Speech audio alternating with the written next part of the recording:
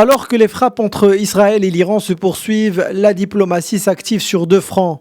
À New York, au Conseil de sécurité de l'ONU, le secrétaire général Antonio Guterres tire la sonnette d'alarme et appelle à un arrêt immédiat des hostilités. There are moments when the choices before us are not just Il y a des moments où les choix qui se présentent à nous ne sont pas seulement importants, ils sont déterminants. Des moments où la direction prise ne déterminera pas seulement le destin des nations, mais potentiellement notre avenir collectif. Nous sommes à un tel moment. Pour les parties au conflit, les parties potentielles au conflit et le Conseil de sécurité qui représente la communauté internationale, j'ai un message simple et clair. Donnez une chance à la paix.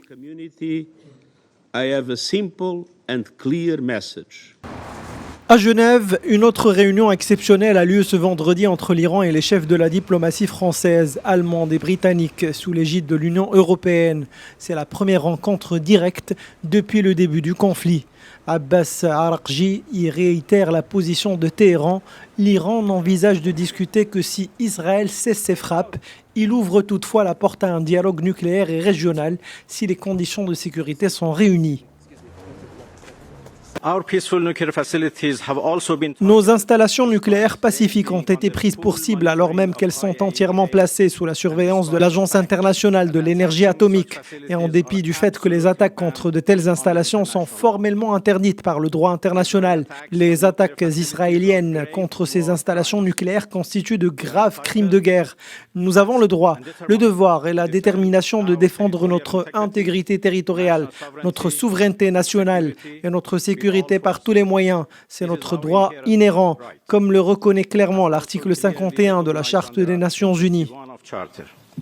Nous sommes aujourd'hui à Genève dans le cadre d'une initiative diplomatique visant à contribuer à la désescalade du conflit au Proche-Orient et au règlement durable des problèmes sécuritaires soulevés par le régime iranien, à commencer par le programme nucléaire iranien à vocation militaire qui s'est considérablement durci ces dernières années et qui soulève pour Israël, pour les pays de la région, mais aussi pour les pays européens, des risques existentiels.